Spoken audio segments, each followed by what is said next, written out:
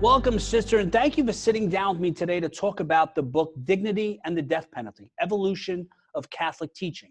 Session 2 delves into the arguments for and against the death penalty. You even share an experience from your own life where you were dismissed from a jury pool for maintaining that the death penalty was state-sanctioned homicide. What are some false assumptions that people might make about imprisonment or about the death penalty and about people who commit violent crimes? Yeah, well, a number of those assumptions were stoked through fear that when the death penalty was put back in 76 by the Supreme Court, and when it was touted by politicians about how evil some of these murderers were, that we were only going to go for the worst of the worst murders, how evil we couldn't put them in prison, they'd kill other inmates, other guards. So there was an assumption there of some people who, by their very character, about what they have done, are so evil that what we have to do as a society is to kill them, to terminate their lives. And that's what drove the death penalty. Politically, the way it parlayed was you got votes by being tough on crime, the tougher the better. And so there was widespread support for the death penalty. That was in the 80s when I began to get involved. And then when Dead Man Walking came out in 93, 80% of the American public supported the death penalty. And there was a terrible statistic in the 80s that the more people went to church, the more they believed in the death penalty. And that was an assumption that God didn't mind punishing people for their sins. God's own son had been sacrificed for the sins of the world. And that kind of gave the blessing on the death penalty, that those who had done terrible crimes would give their lives and thereby they could be saved. He had all those things floating around. Wow. So what does it mean to forgive or show mercy to someone who has been convicted of a serious crime? And how receptive do you find people to this idea? Well, the first people, who give forgiveness or withhold it are the victims, not the American public as such. Oh, well, we'll have mercy on these people.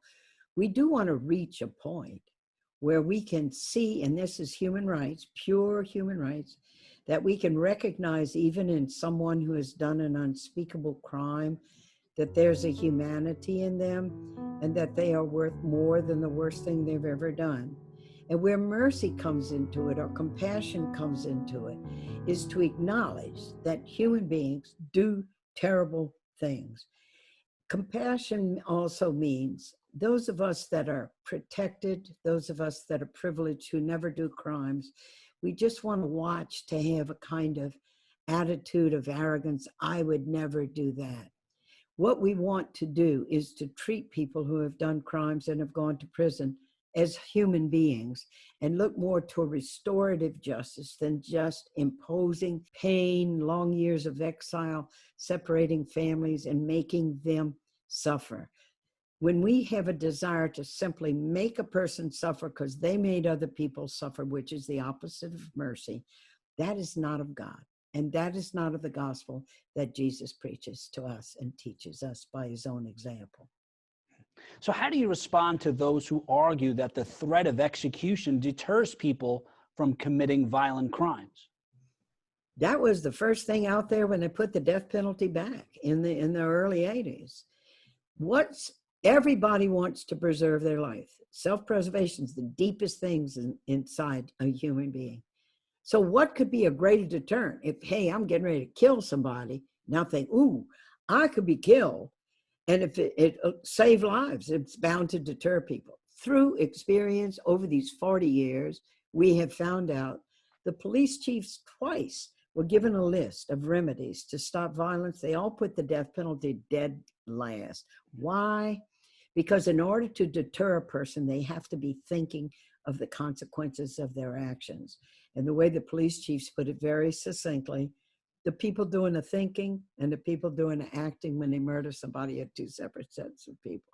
So you could threaten to boil people in oil if they're not thinking of consequences. And most murders, as one of the wardens in Louisiana State Penitentiary told me one time, you know who by and large makes our best prisoners?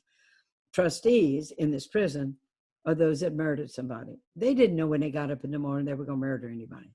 This is not to downplay the seriousness of murder when a life is taken, but most of those actions do not come out of reflection or, oh, will I get life or will I get death? There's no reflection at all in almost all of the circumstances. Wow. Thank you so much, Sister Prejean.